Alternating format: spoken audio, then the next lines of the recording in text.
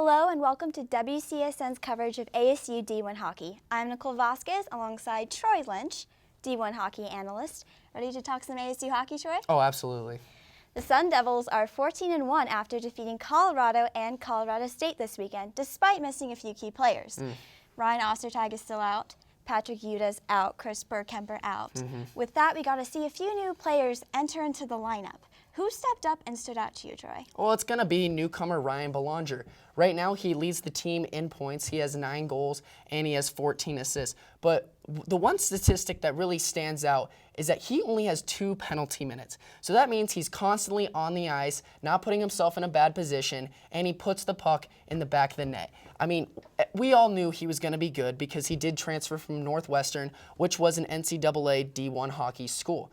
But he's standing out to me right now because he has scored in 12 of their 15 games, and he comes up big in key situations. For example, last Friday when they played Colorado, he scored the 1 goal in regular time, and he scored the game-winning goal in overtime. So that's why Ryan Belanger's standout player. And you mentioned Belanger, and he's part of a recruiting class that's pretty much stacked. Coach Powers, right off the bat, said, "We will reload this year, not rebuild." So with that said, how does having this depth carry the team down the stretch in the long run? Well, depth for any team and in any sport is important. It's especially important for ASU because, you know, every team's going to be coming at them with full strength, and then you get injuries with like Ryan Ostertag and other players like that. You need players to step up. For example, you got Jordan Gluck coming up, playing against a good Colorado team, letting up 1 goal in the first minute, but then the next 59 minutes and in overtime did not let up a single goal.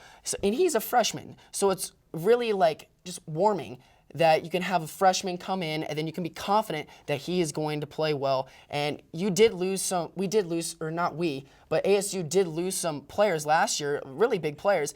Danny McAuliffe, Cale Delinsky, and Colin Heckel. All 3 of them put up big numbers, but that doesn't win championships. The entire team wins championships, the bench wins championships, depth wins championships.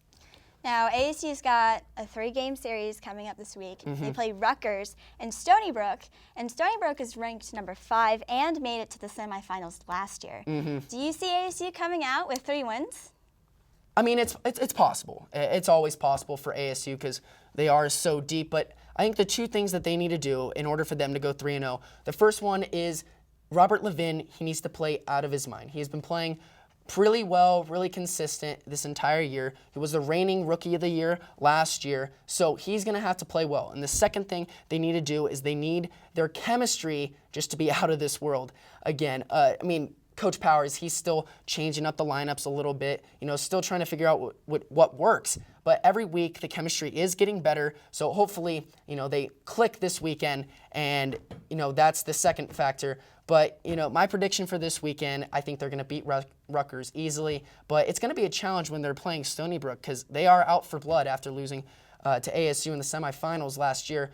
So they're going to go 2-1, beating Rutgers and Stony Brook once.